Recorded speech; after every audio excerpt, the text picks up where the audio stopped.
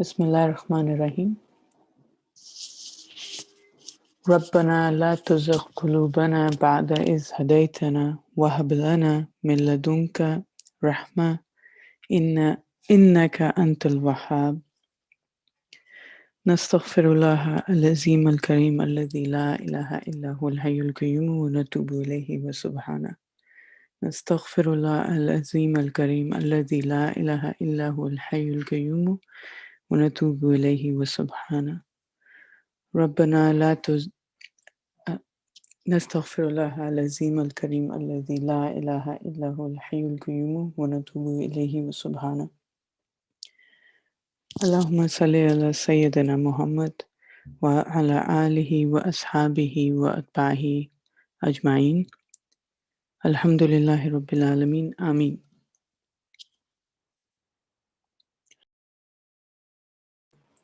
Excuse me. Assalamu alaikum everyone. We are continuing our discussion on the ninth word, reading from page 55 if you're following us on your own browser. The ninth word's main subject has been of prayer, with an emphasis, or you could say the lens of the wisdom in the 5 times. There is a concept of prayer that we've generally been aware of, but there is it's discussion that adds more depth and color to it when thought about it in the times, the specified times in which they're performed. Loosely, this does refer to the ritualistic prayer of the day, but as you know, we've discussed, and as I'll also help summarize our discussion so far, they carry a meaning of prayer that is sort of extended when looked at from the perspective of time. The author describes, like in the discussions so far, I believe this is our 6th discussion on the topic, or 7th. The author has talked about prayer, or the essence of prayer, being that of thanks, of glorification, and of praise. What does that mean, to have the essence of prayer to be of thanks, praise, and glorification?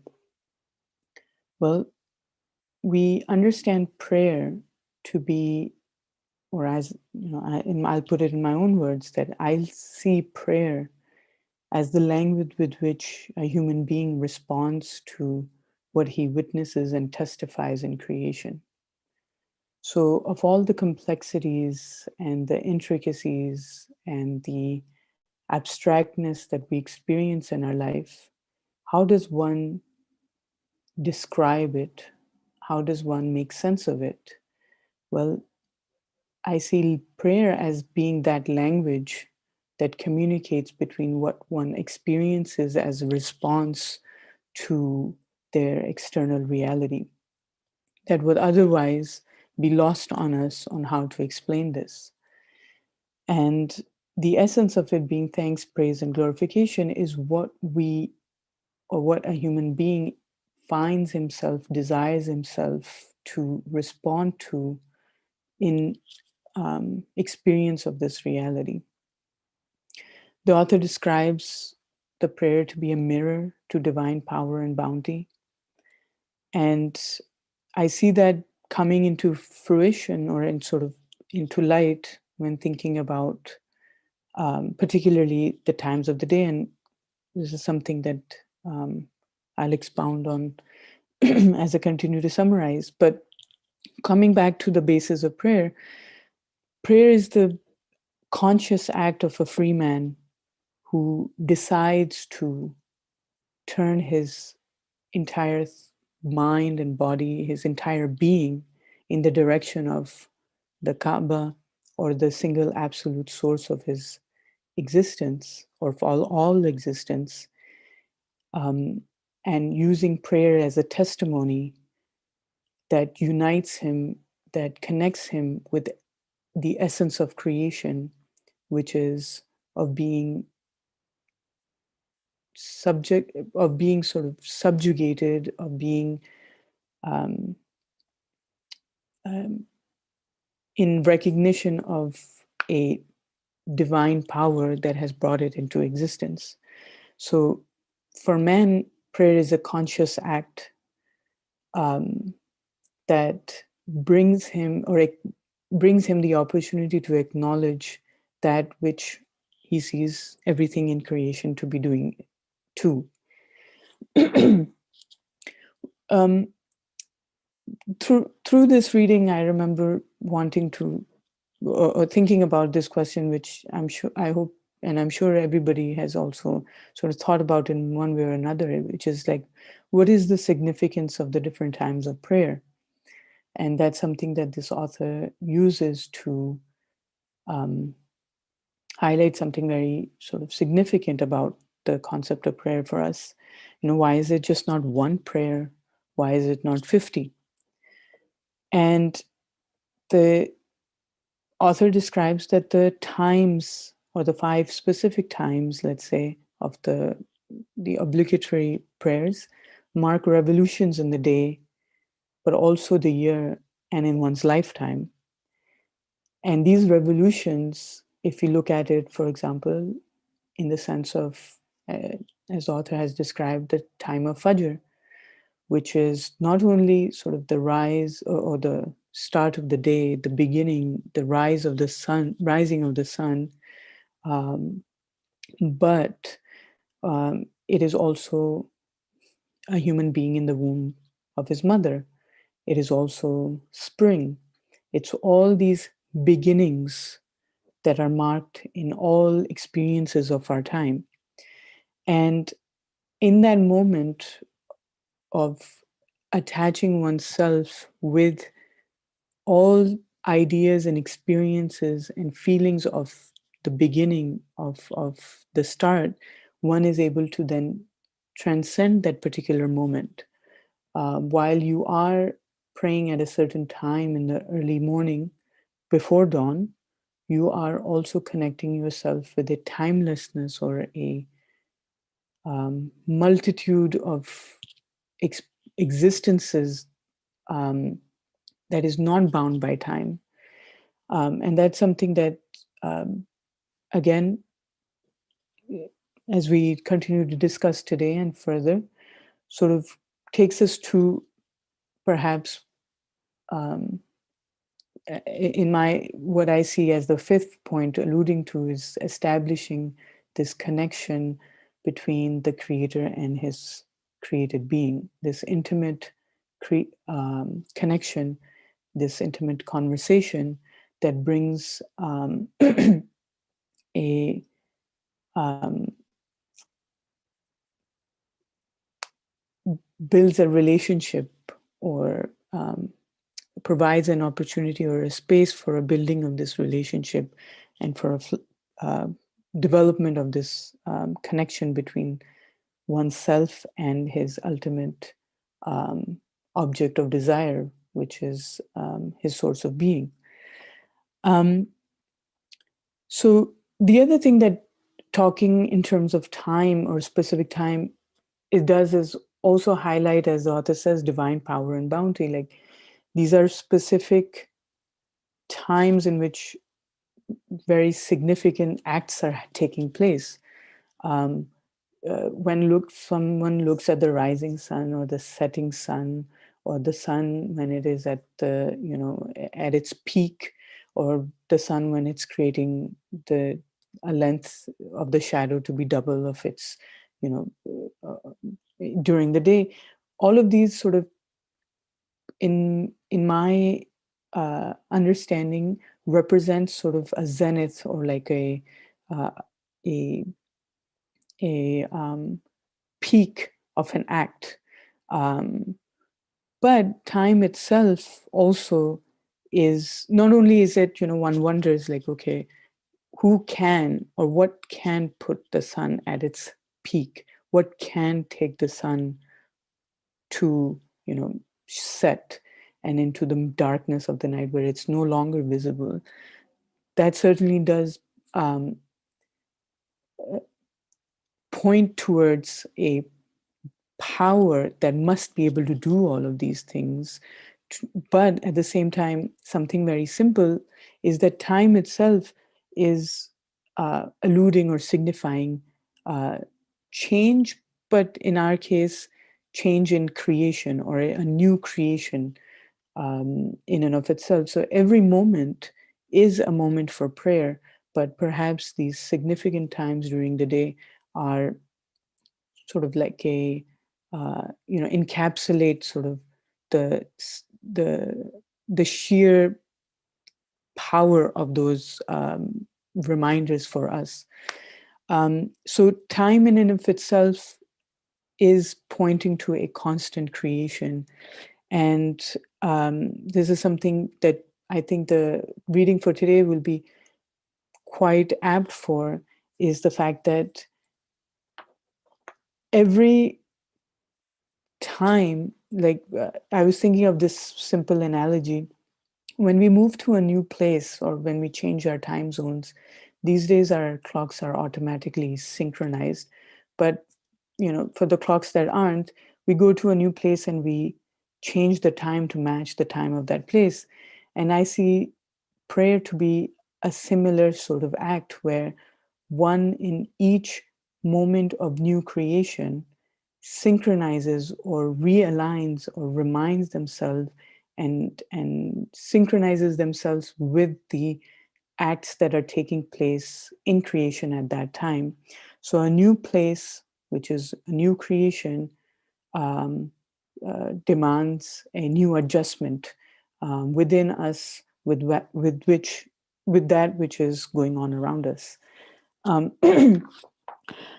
there was in the previous couple of discussions, we were introduced to certain terms that were also very key to our understanding of what the wisdom in the particular prayers and their times are, which has to do with um, the, the author introducing us to the concept of man as a weak, impotent being um, who's who encounters an apparent suffering, hardship um, in existence, and in that moment, and also every time of the day, just like we have perhaps different needs throughout the day, we have different needs throughout our lifetime, throughout the year.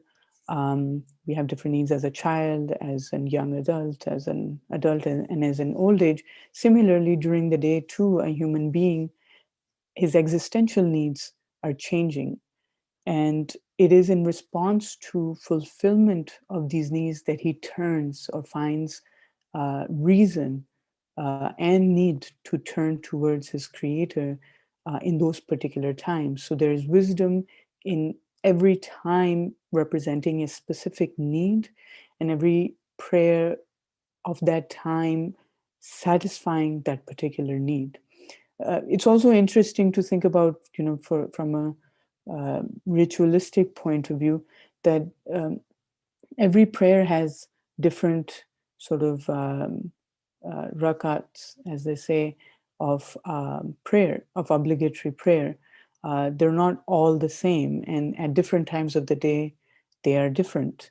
And I thought that's also an interesting sort of point to wonder about how those different, you could say revolutions in the prayer or repetitions of the prayer perhaps might also correspond to the different times and the need that the human being experiences.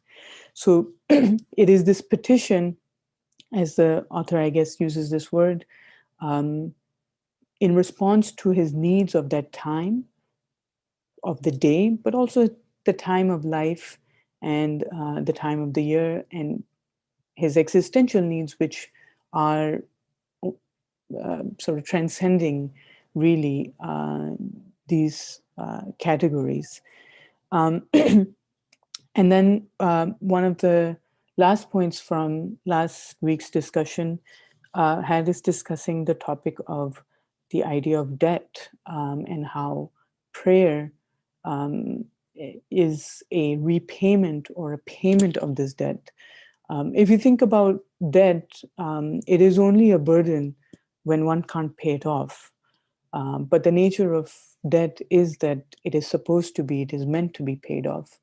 And prayer, in this case, is this act that eases one's sort of. I think this point comes, I understand that it helps me understand this part where life and our existence and our being and what we observe in the intricacies of creation, whether you're looking at it from a creative standpoint, from a social lens, from a scientific lens, it is just impossible to always explain convincingly at any given time what is happening, how do things make sense, whether, as I said, they're social phenomena or scientific phenomena or emotions. At no given time are we convinced that we are able to completely, in its entirety, explain and make sense of what is happening. And that, to me, feels like a burden that I do not have the ability to convince myself and answer any sort of apparent contradictions or inconsistencies I see. And that burden is my debt. And prayer, which is this language of the mind and the body, the fact that we are acting through our physical body, are the words through which we respond and are able to, quote unquote, pay off our debt by making sense of things. So in a traditional sense, a debt sounds like a burden, but in this sense, in the way that I see the author using it here, it is meant to facilitate, prayer is meant to facilitate that ease and provide that perfect sort of words or expression or language to express our being and our what we perceive of our existence to be. So inshallah, hopefully that gives some sort of understanding of where we have been, and inshallah I look forward to your comments and help throughout this discussion. So with that I will begin reading this highlighted part. And as usual, if many of you are familiar with the format of the discussion, feel free to raise your hands, type in the chat box, and we welcome all modes of engagement, inshallah. The time of Maghrib at sunset recalls the disappearance amid sad farewells of the delicate, lovely creatures of the worlds of summer and autumn, and at the start of winter. It calls to mind the time when through his death, man will leave all those he loves in sorrowful departure and enter the grave. It brings to mind when at the death of this world, amid the convulsions of its death-agonies, all its inhabitants will migrate to other worlds, and the lamp of this place of examination will be extinguished. It is a time which gives stern warning to those who worship transient, ephemeral beloveds. Thus, at such a time for the Maghrib prayer, man's spirit, which by its nature is a mirror, desirous of eternal beauty, turns its face towards the throne of mightiness of the Eternal Undying One, the enduring everlasting One who performs these mighty works and turns and transforms these huge worlds, and declaring, God is most great over these transient beings, withdraws from them. Man clasps his hands in service of his Lord and rises in the presence of the enduring Eternal One, and through saying, All praise be to God. He praises and extols his faultless perfection, his peerless beauty, his infinite mercy, through declaring, "You alone do we worship, and from you alone we seek help." He proclaims his worship for and seeks help from his unassisted dominicality, his unpartnered Godhead, his unshared sovereignty. Then he bows, and through declaring together with all the universe his weakness and impotence, his poverty and baseness before the infinite majesty, the limitless power and utter mightiness of the enduring Eternal One, he says, "All glory to my mighty Sustainer," and glorifies his Sublime Sustainer. And prostrating before the undying beauty of his essence, his unchanging sacred attributes, his constant everlasting perfection, through abandoning all things other than him, man proclaims his love and worship in wonder and self-abasement. He finds an all-compassionate Eternal One, and through saying, "All glory to my exalted Sustainer," he declares his most high Sustainer to be free of decline and exalted above any fault. So we'll take a pause here. I sense there's a slightly different point the author makes after, and just discussing some of the main points or anything that catches your attention.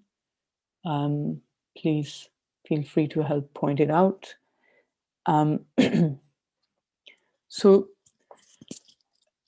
as I said, like what I sensed at the beginning of the fifth point was that by highlighting the um, the reality of man being impotent and weak, um, and it's also interesting that at Maghrib time, what the author describes is sort of like a world, or the day is coming to an end, the sun is setting.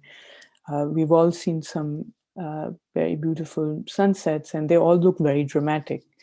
With the orange and the blue and the many shades in the middle, they are signaling a significant transition. Not only the day turning into the night, but for man, it is the end of his, can be considered the soul senses an end of something. And what is that something is, as the author is pointing out, is you sense some sort of sadness and departure, but what it actually is pointing towards is the departure of those things that are transient. So in that feeling of sorrow, or this feeling of sorrow, must then perhaps be a um, a, a point of questioning, or a point of wondering for somebody, saying why would they be sad, and taking that as a point of thought. One then looks towards understanding the nature of things coming to an end, and desiring, or turning their desire towards that which does not. And the prayer itself, also the fact that it is connecting an individual um, um, throughout, while you stand to pray at a particular time of day, you are essentially transcending, as we said, that particular moment, to be reminded of all the moments that represent that sort of feeling and emotion inside of you. Um, and it's also, one can also see that the different times of the day and the different colors and the different activities that are happening inside of oneself. The soul is sensing some sort of like demise, but also outside, flowers start to curl up, and insects and birds and things that they start to go back to their house or their habitats, signals to us qualities of creation, allowing us to then connect ourselves, seeing these qualities in creation. One is then encouraged or forced, I would say, or urged to look for the source of these qualities. So um, at every given time of the day are specific qualities that one can see being manifested, and for one to look towards those qualities as an answer to their um, uh, to what they're seeing. Also, one attaching what they see inside of themselves and outside to its source, but also their particular needs. I was a little distracted by the question. I apologize. There's a question in the group, confused on the definition of Godhead and how is it used differently here than other religious traditions.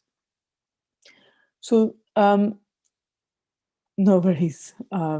It's just getting confused on the browser is just sort of, I think, the nature of the browser. Um, this word Godhead, I'm sure it's translated from something. Okay, thank you. So as HBase has pointed out, it refers to Rububiyya, which is sort of God's creativity or sort of the manifestation of God's the the quality of Rabb. It's sort of it's sort of the manifestation of that quality in creation. I've heard this being also described as God's creativity, which is also one way to understand it. But I will also let other people who might be familiar with this original language to help shed more light. But if Kareem, if this word as it's been described makes sense to you, then that would be, then let us know. Okay, great. So going back to, so as one thing that I had been thinking about during this fifth point is, there is a recurring theme in these discussions, and especially in these writings, of man's impotence and man's weakness and his need being sort of the starting point of um, where of understanding anything. And but then I'm also sort of in alluded to the point that prayer, or ritualistic prayer or prayer in general, if we do consider it and understand this as a response, as a payment of this debt, which I again am putting in terms of response, then it means that it's pointing towards a establishment of a relationship, um, and it is this,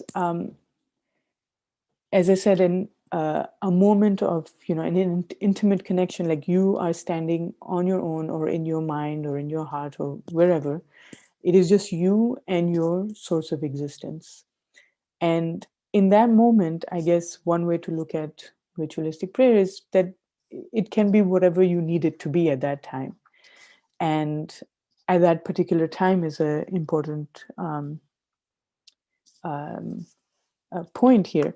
And depending on how you determine your need, depending on how extensively, rigorously one determines their existential needs, the prayer is meant to, in that particular time, be a complete answer to those things. So keeping this in mind, I also want to keep this idea in mind, the fact that this fifth point has started with this idea of impotence, of using prayer as a petition, prayer as a looking to the source of the one who is capable and worthy of fulfilling this need, but also prayer as a mirror being, as I understood it, to be, if I see in the world things being, you know, um, under sort of the dominical power of something else, the fact that they are not self-sustaining, the fact that they are not, um, uh, you know, run, especially other created beings except for humans, they are not running or being operating on their own free will, but the fact that they are following a specific order or are existing within a specific order, the fact that I witness this, my prayer becomes a mirror to the fact that a flower sort of, you know, opening in the morning is a state of glorifying, is a state of recognizing uh, who its source of existence is. And my prayer, in the fact that I use it as a means of glorification, is, um, you know, one, unifying myself, or uniting myself with all things in existence, but also on behalf of all things that exist, I seek and acknowledge consciously the source of our existence. And this point perhaps is highlighted in the author, including this verse here: "You alone do we worship, and you alone do we seek help." Um, the fact that this time of the day, your need inside, the need of your soul to look for eternity, for things that do not fade, for beauty that does not sort of wither away, can also be seen in the need of the creation outside. Um, and that you, on behalf of all creation, have the uh, uh, ability and sort of the responsibility to seek a connection with the source of that beauty and the source of existence. Yeah. Um, Other points that perhaps caught my attention, um, there was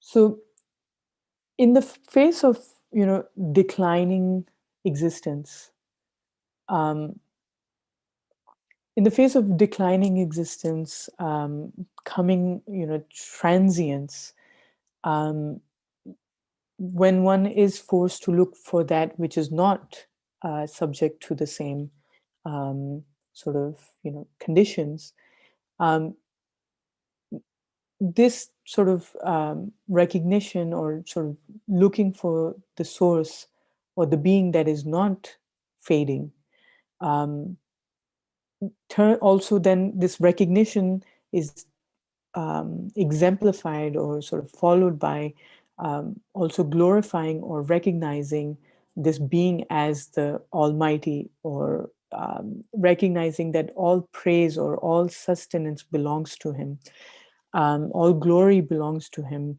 for He is the one who does not um, fade like everything else in this universe. And I liked this. I do want to actually highlight this, and I'll then return to our chat um, for a comment that has been sent. So it is interesting that the author, at this particular time of Maghrib, which is sort of this apparent coming to an end, you know, it's a very somber and serious sort of description as he's given here. Man bows, and through declaring together with all the universe's weakness and impotence. And somewhere over here, he had also mentioned the word prostration, I believe. But in any case, this bowing, actually, this perhaps comes before prostration, is, if we think about sort of even the act of bowing, it is, I'm just going to take some poetic liberty here and say, like, the fact that even in the evenings, the flowers, and plants and they're all retreating in some way. They're all sort of, accepting. They seem to, if one would, I don't know, try to understand what they're doing, seem to suggest that they are retreating, that they are, sort of, acknowledging their impotence, that they are bending over, that we represent in our prayer of bending over, is, in acknowledgement of this weakness and impotence that, as the day has progressed, as my life has progressed, as the season has progressed, there is nothing, in my, ability to fight this, to stop this, to change the course of what is happening.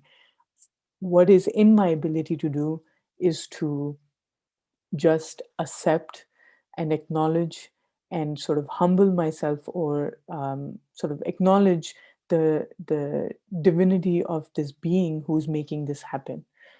And so one will find their strength in this case through their weakness and impotence and bowing. And something very I find interesting is that, you know when we think about even sort of stability, um, this is just sort of, I don't know, fourth grade physics. Um, when we think about stability, something that has a center of gravity closest to the ground is the most stable. So when we think about bowing down and prostrating, that is essentially, if we think about it, the most stable position we can find ourselves, to be in thinking about it in that sense. So accepting one's weakness and impotence is in fact someone's, or a human being's, extreme sense of, strength and stability and sense of security, as we are trying to understand, in the meaning of these prayers.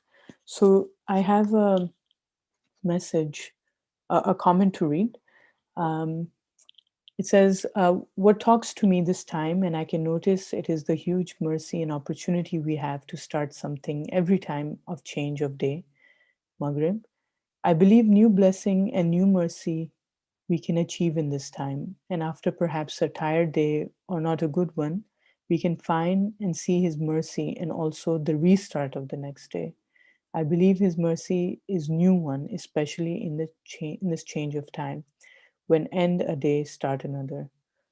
Thank you, Aisha, for sharing that.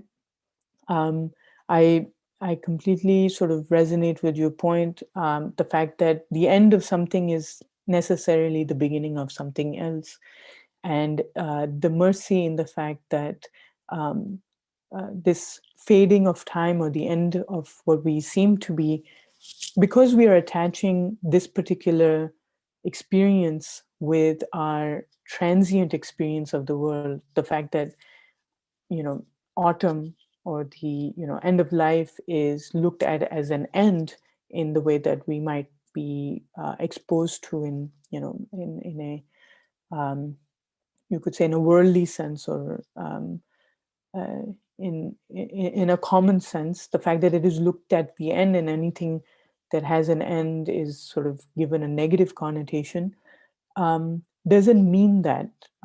Instead, the night is as eventful, as the day, really. And it is a reminder, uh, and the fact that you call this mercy is very apt, for the fact that anything that is giving us meaning, any time of the day, any act, any experience that gives us meaning, is a merciful act, of the one who, conveys meaning through his creation to conscious beings. So there is meaning in the end of the day, um, and there's meaning, that is not supposed to bring despair, because the one who is eternally existent, um, the one who, is enduring, as he says, the eternal one, uh, there's no end in his qualities, or in, or in his manifestation of his qualities. So there is no concept of despair in that context. So it is of mercy and of continuity, the fact that things will continue into the next day, the next lifetime, the hereafter. H. Pisa, you have, please go ahead. Assalamu alaikum. Hopefully, yeah, I muted myself. Okay. Yeah, along that the last few thoughts you've been sharing, a couple of things came to me. One being,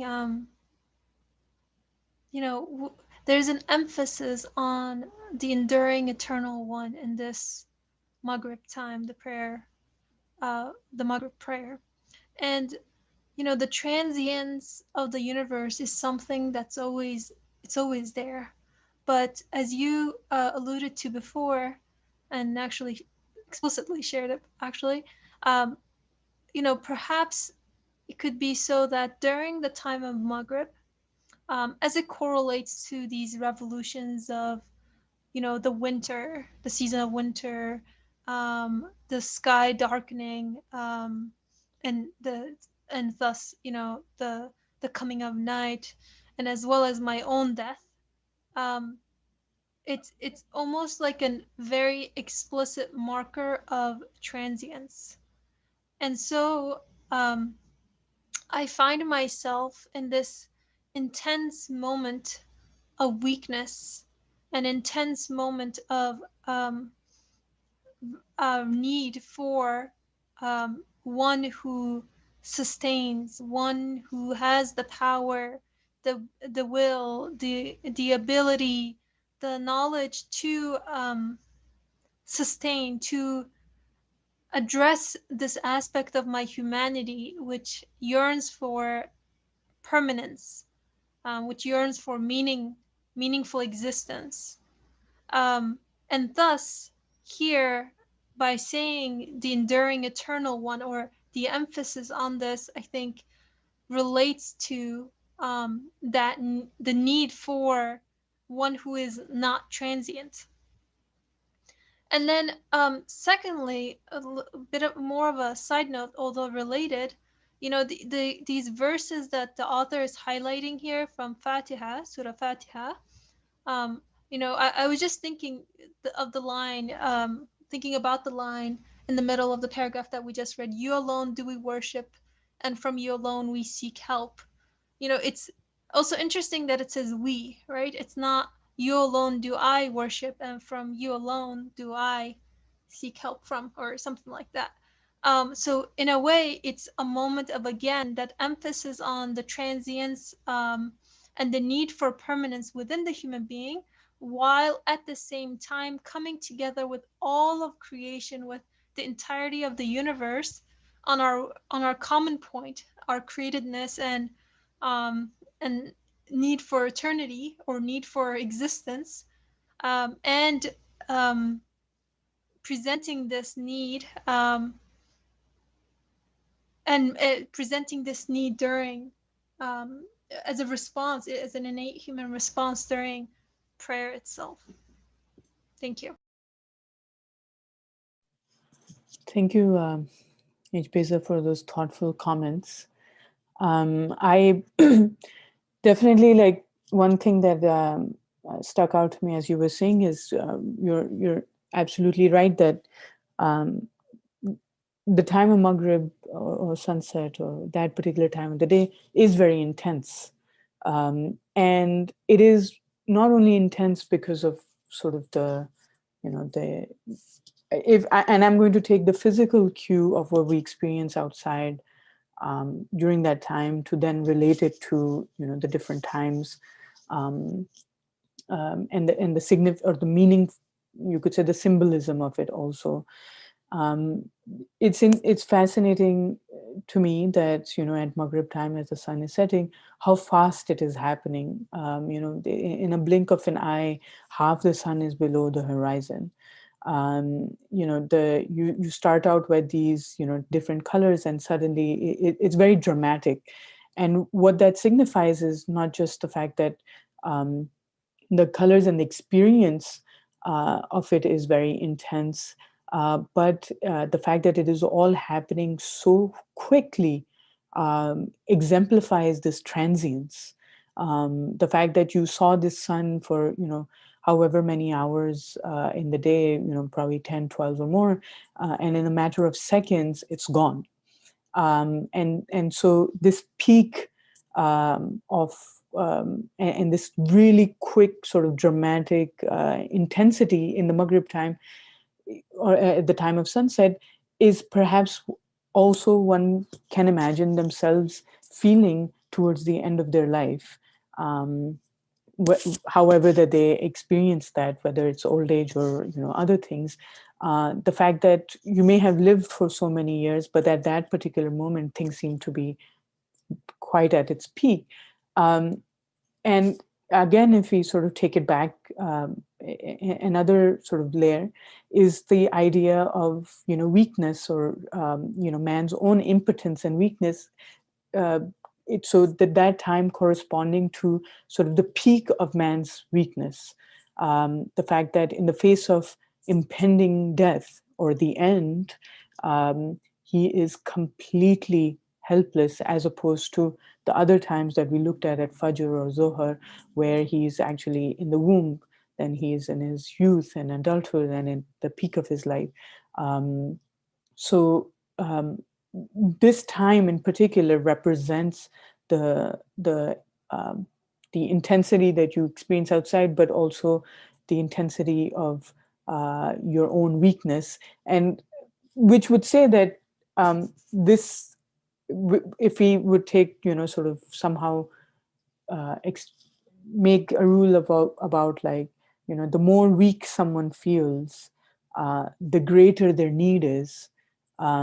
So in this particular time is highlighting the fact that this is the weakest sort of time of the, you could say, of one's lifetime, of oneself, and hence his greatest need, which is also his greatest moment of strength, because he can in that moment connect his greatest weakness to the source of his needs, and realize the sort of the grandeur of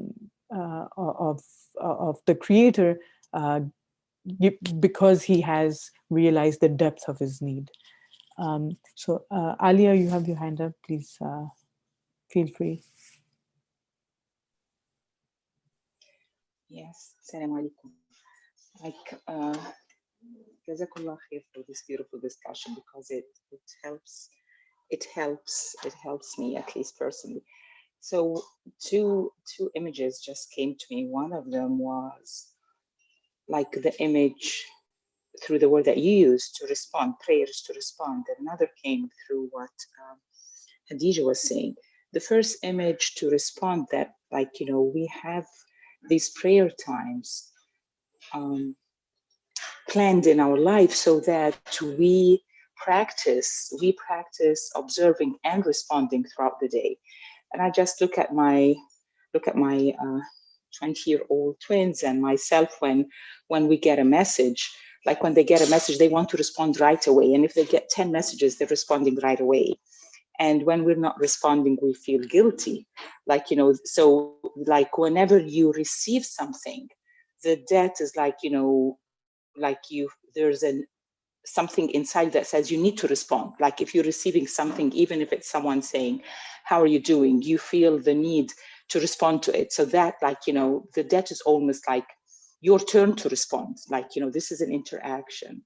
So that was one image that came to me. And the other was I love the imagery, now that you're looking at the imagery of Maghrib, and what comes to me is, with all of this leaving so quickly, and it's like you cannot hold on to it even if you want, what's going on inside you is like your being inside you calling out, I want this to stay. I don't want this to leave. I want this that I'm seeing, whatever it is, my loved one, like, the time of the day, I don't want it to go. I want it to stay with me. And the whole exercise and practice is to realize that this that you want to stay do you really want this to stay, or do you really want what is beyond this to stay with you? Like, who are you calling on to stay with you?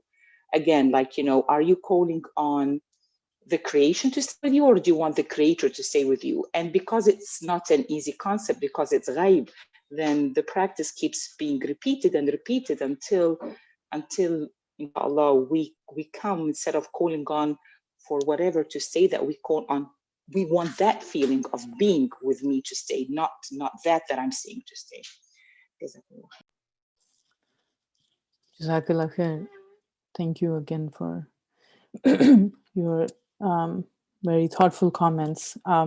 This is exactly what one thing that I had also been thinking about. Like, I can we then understand prayer to be sort of an evidence, in the face of this sort of fading and transience? Can we see prayer, the act of prayer, to be the evidence or proof that while the creation around me fades and changes and is being destroyed and dies, that there is something that does not and remains while everything else comes to an end? So a prayer then is the proof that there is something not subject to these conditions, the one that remains, the one that is the source of being and all sorts of existence, and the prayer serves as a proof to that, or as a evidence to that conclusion that one has drawn. Um, so we have another question. When we say transience, do we mean transience of physical form of beings because it means remain with us, because it's meaning remaining with us, its image, etc.? Or transience means their inability to sustain themselves? I think, thank you for this question. It does help us rethink and clarify for my own self also. When I read transience, and other people are welcome to also comment and share, it's something that is subject to change, something that does not stay in its same shape, yes, physical shape, um, uh, but rather just continuously changes or becomes. The way that at least we'll understand this is that something that dies or ceases to exist. So, for example, the day, the morning that was this morning, um, can be said in normal terms to say it changed into the afternoon, but in actual terms, it has ceased to exist. So it only exists in our memory, perhaps, but its physical existence is no longer there. So that's what I understand when I mean anything is transient, meaning that it does not have any, it's uh, whatever that defines its physical existence, what experiential existence just does not exist anymore, that that has changed into something else, or it has just completely been destroyed or has died or whatsoever. Okay. Maybe at this time we can read a little bit further. We have a few more minutes. But if there is any other important point that comes out of this paragraph that we've read, there's a hand. Thank you. Oh, I think Alia might have had her hand from last comment, but if it's a new one, please feel free. We'll love to hear more. Okay. Great. Okay. So yeah, I think this is where I did read the word prostration, and prostrating before the undying beauty of his essence. Again, I really like the image of prostration in this sense, the fact that, what does one do when they are completely helpless? When you're pleading in front of your mom because you want something really bad, or pleading in front of anybody really, You see people sort of falling to the ground because they are completely helpless, and there is no way to express that helplessness, weakness, impotence, but to prostrate. And it is that prostration that, arguably, as I understand, marks, one's true identity of who they really are. The truth of one's existence is perhaps culminates in the act of prostration. Okay, so if there are no other friends who can point out anything that we've missed or worth sort of expounding on, then we'll go to the next few lines and see how far we get into the discussion today, inshallah.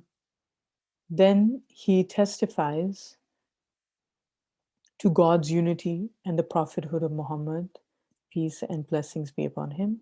He sits on his own account, offers as a gift to the undying, all beauteous one, the enduring, all glorious one, the blessed salutations and benedictions of all creatures, and through greeting God's most noble messenger, he renews his allegiance to him and proclaims his obedience to his commands. In order to renew and illuminate his faith, he observes the wise order in this palace of the universe and testifies to the unity of the all-glorious Maker.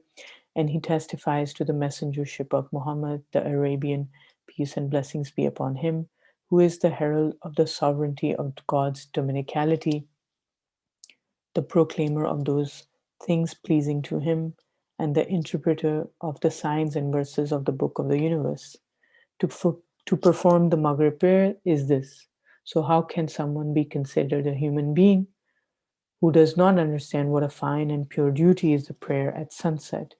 What an exalted, pleasurable act of service, what an agreeable and pleasing act of worship, what a serious matter, and what an unending conversation and permanent happiness it is in this transient guest house.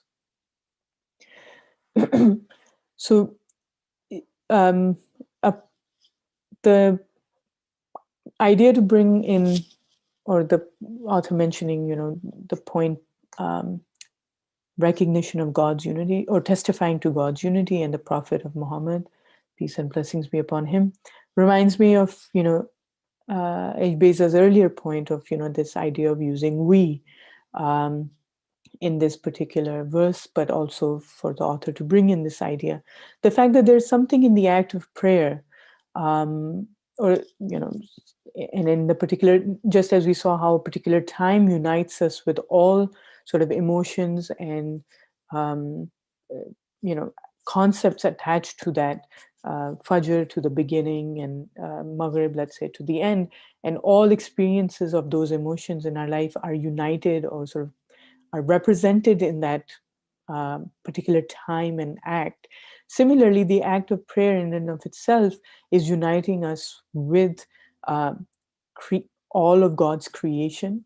It testifies to his unity, that everything is of a created nature, has been brought into existence, is not self-sustaining, but the fact that everything is united by its obedience or sort of subjugation to that which is the creator, but also very importantly to the messenger of God, who through whose practice people and everybody following him is united.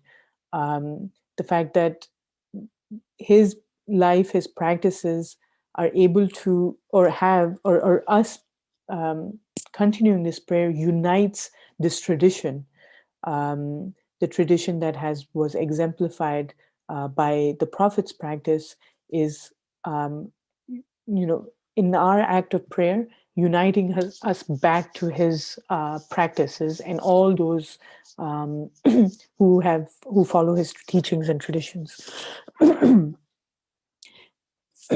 And using the prayer or this opportunity to send blessings and to recognize the message that he brought, and testifying to its truth in our lives. Also, so the prayer also working to provide this opportunity to us to, as he says, renew our allegiance, to testify to his practices and the truths of his message that he has conveyed to human beings, or to anyone who follows and testifies and believes and confirms in the message that the messenger has brought to us. And since we are sort of running a little bit lower on time, this, if people have a comment on, why we do say these blessings and send our prayers to the Prophet in our prayer, as I said, that ties the traditions and the people. Before the time of the prayer is perhaps tying you to different stages of your life and existence and being, and sending blessings on the Prophet ties you to every human being that has followed this tradition, wherever they are right now and have existed in time. But the thing again that is catching my attention over and over again is this act of, unending conversation and permanent happiness it is in this transient guest house. So it's a strange paradoxical concept that there's something that you are doing in your flesh and body, which is the physical act of ritual prayer, that is connecting you to having a endless sort of a very, you could say, a large, deep, long, unending conversation, but also connecting you to the source of that which is eternal, to the ultimate sort of, as I said, the object of your desire, which is represented in things being everlasting or eternity, and prayer being that act that testifies to, one, the existence of an eternal being, but also testifies to your ability and your duty or your debt to to establish this connection and this conversation, and the repetitive nature, which seems to us to be a repetitive nature. In essence, I don't have the the bandwidth to remember this, but every moment is a new one. So at every moment, at every peak revolution of time, I must connect with the new creation. Every sort of year is a new school year for everyone, and so is every moment. So we get new clothes, we renew ourselves, our intentions, our things, etc. So how is it that we do not see that being symbolized in the different times of the five different times of the day, and renew our connection and understanding, and basically tuning yourself to being on the same bandwidth or some same sort of rhythm as the creation around you. I see prayer as more as this sort of fine tuning to the rhythm of the universe, if that helps make sense. So inshallah, I think we are at time, a little over maybe. So next week, our very capable, thoughtful moderator will take us through the next and the last stage of this discussion. And if there are no trailing comments or thoughts, then inshallah we will conclude the session for today. Bismillah ar-Rahman ar-Rahim. سبحانك لا علم لنا إلا ما علمتنا إنك أنت العليم الحكيم وآخر دعواهم أن الحمد لله رب العالمين بسورة سر سورة الفاتحة. Jazakallah khair, everybody.